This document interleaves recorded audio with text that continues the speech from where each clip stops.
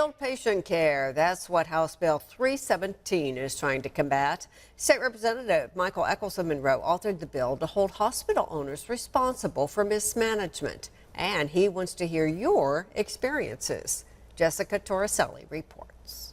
We've just had too many abuses that have happened. I think people's health care has been impacted. I think people have died.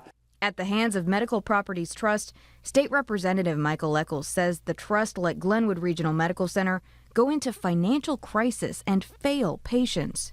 Well, the doctors, being unwilling to go to the hospital because they know that they may not have the supplies that they need. Patients that have been hurt or maimed or not have access to certain supplies.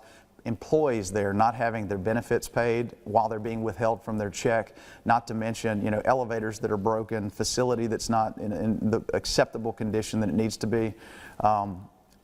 I'm so thankful for the locals that continue to try to fight and do the right thing and try to keep the hospital held together.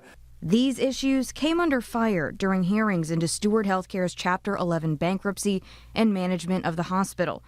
Now Echols says those issues are back in the spotlight under Healthcare Systems of America's leadership.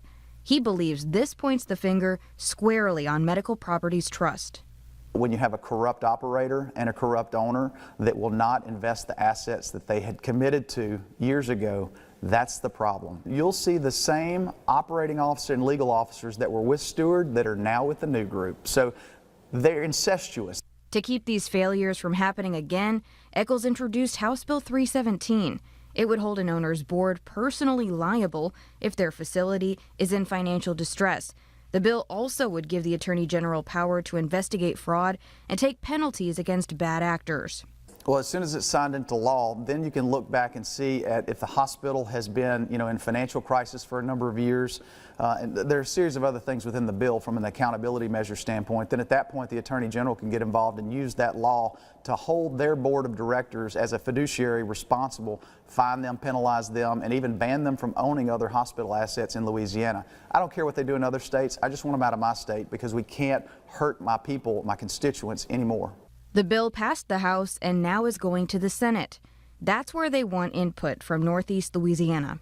If we can get folks to come to Baton Rouge to testify, I want to make sure that the Senate committee members know that we can, lobbyists can't buy off these people and suppress their voices. We need to make sure that they're there to tell their stories. In Monroe, Jessica Torricelli, KNOE 8 News.